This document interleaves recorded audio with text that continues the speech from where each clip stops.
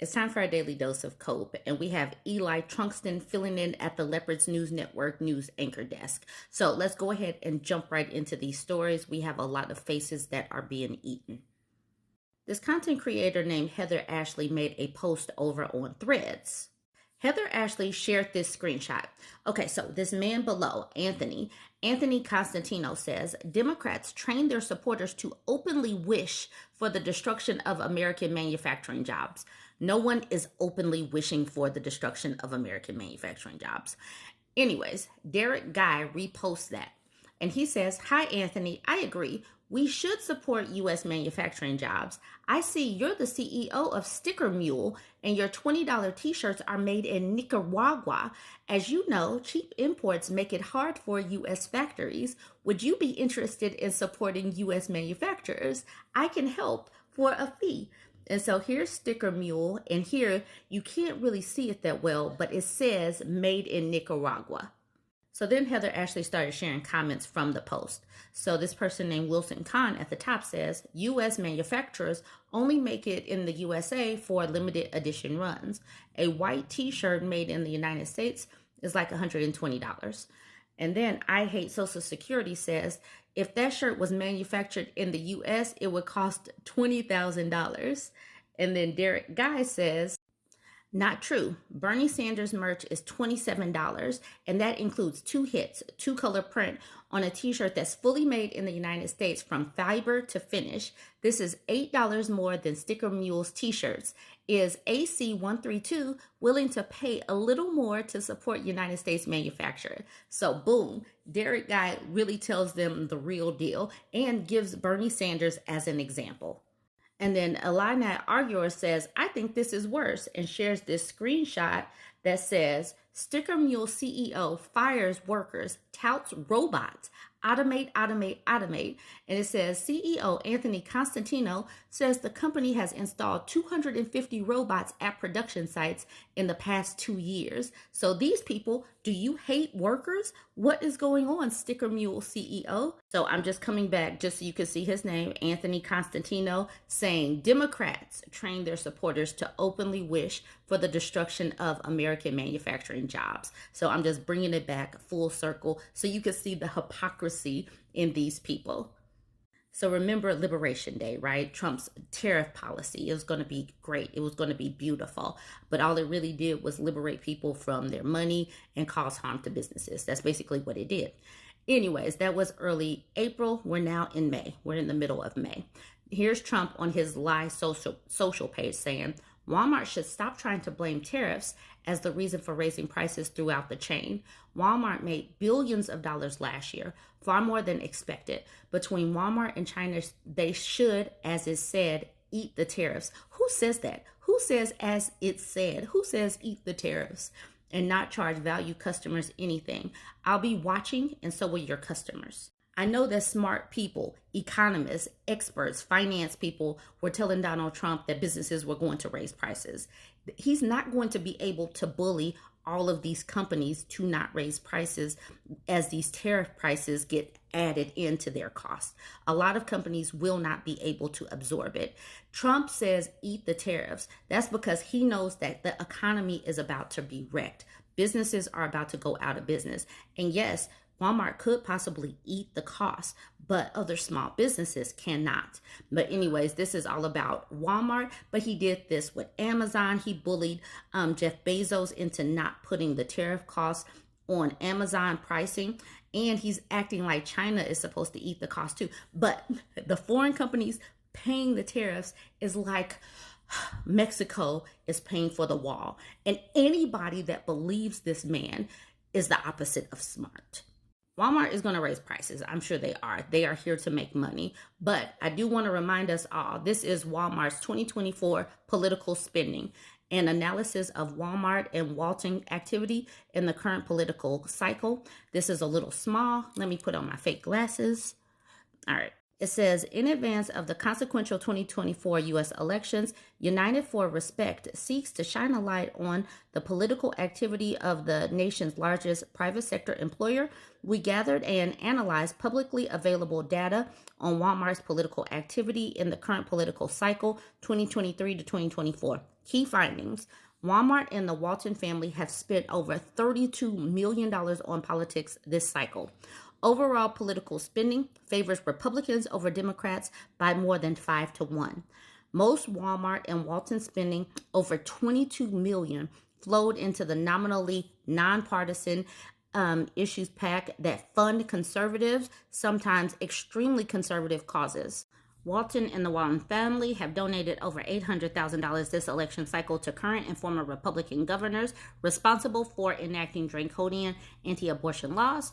Walmart and the Waltons have donated at least $885,900 to election deniers this cycle, more than one of every 4 candidate dollars in areas where data is available. So that is who they are spending their money on. So they helped pay for all of this, knowing full well that Trump was planning on enacting tariffs because he says so in the campaign.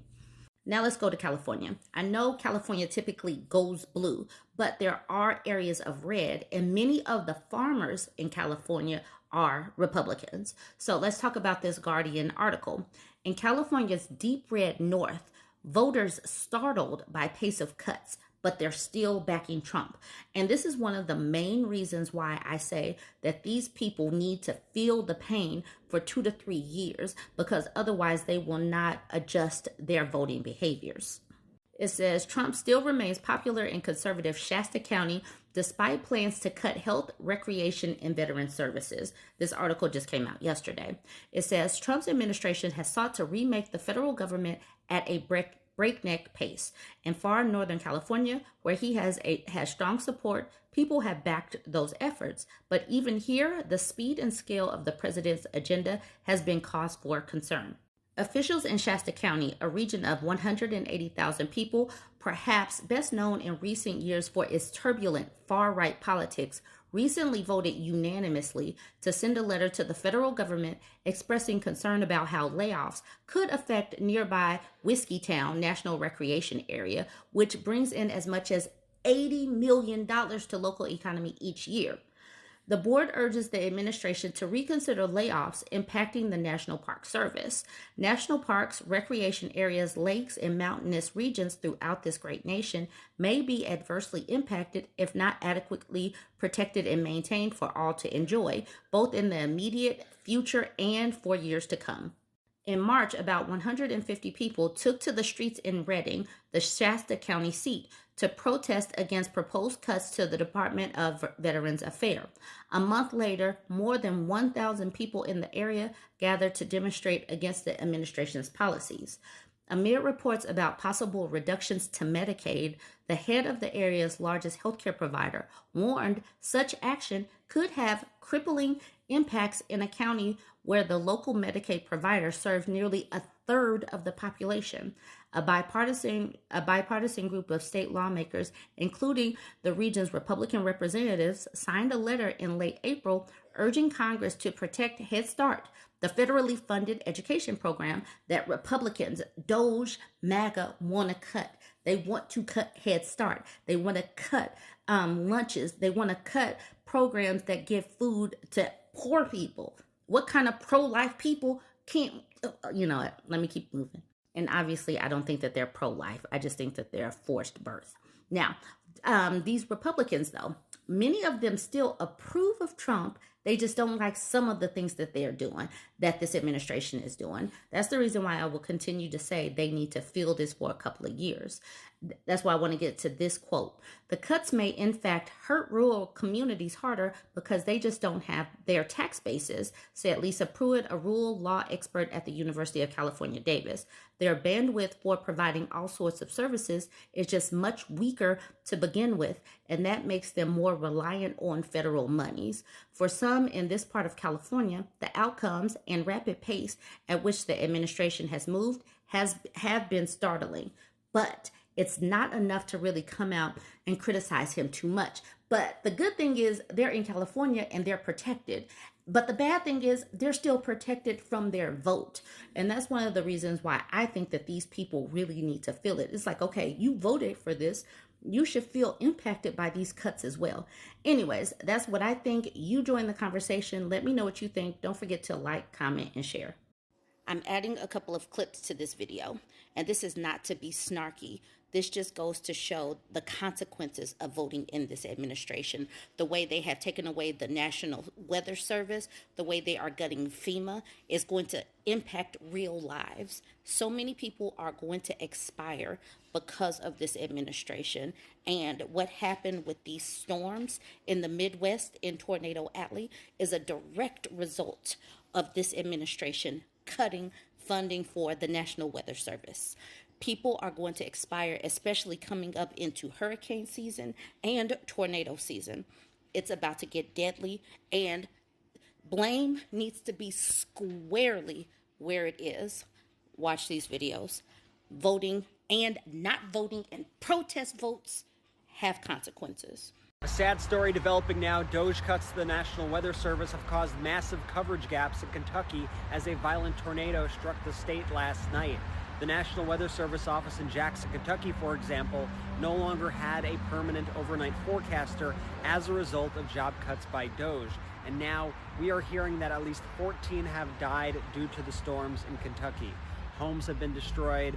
Cars have been destroyed, people have been displaced, and the people of Kentucky have been left much in the dark because of Trump and DOJ cuts. Let me be clear here, DOJ just cost American lives.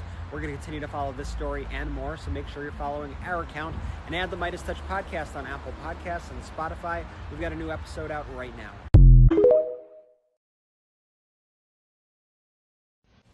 This one's personal for me. Last night, a severe weather outbreak in Missouri and Kentucky had delayed tornado warnings after they touched down because of DOJ cuts to that office that had forced them to cut their overnight observation position. And they still list on their website the chief meteorologist as vacant. This was a weather office in Jackson, Kentucky that manages the severe weather alerts and tornado warnings for that region that was specifically singled out in a piece just 2 days ago by the New York Times as not being able to fully man their operations 24 hours a day.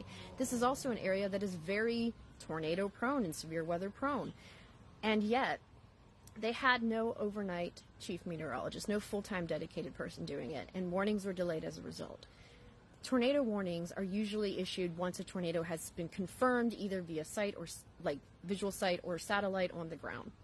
Oftentimes, they come within a few seconds, or if you're lucky, a few minutes before the tornado is actually on top of you, which allows you to be able to run to your basement or get to shelter or safety in those critical few moments. And this is personal for me because my parents lost their house in an EF4 tornado back in Easter Day in 2020 in Mississippi. And there was no warning there because the tornado touched down in a radar gap, which is something that the National Weather Service was working towards resolving before DOJ cuts. And so far, 27 people have died, and they expect it to get worse because those critical warnings were delayed. A 3-minute delay means it's too late for people. That is about all the time that you can hope to get. And now dozens of people are dead because of these budget cuts, which is completely unacceptable. I mean, when we heard about these cuts happening, I said on one of my videos that it's only a matter of time before disaster strikes and we're caught failing to do our duty to warn people. And it's happened this quick. And we are expected to have an above average hurricane season starting in just 2 weeks. 2 weeks from today, hurricane season starts. And it's supposed to be the second most active of the types of oceanic and atmospheric processes cycles that you could possibly get. And we don't even have weather stations manned 24/7 to be able to warn people. And this is exactly the kind of tragedy that happens when you wage a war on scientists, when you have an ignorant or completely just cruel and evil administration making financial decisions to benefit their friends instead of the general public. I mean, my mom left her house 20 minutes before it hit. If she hadn't, she'd be dead. Her neighbor died. And it's just, those moments are critical. And everybody was sleeping. You need someone to keep us safe. And they DOJ decided that wasn't necessary. and now people are dead.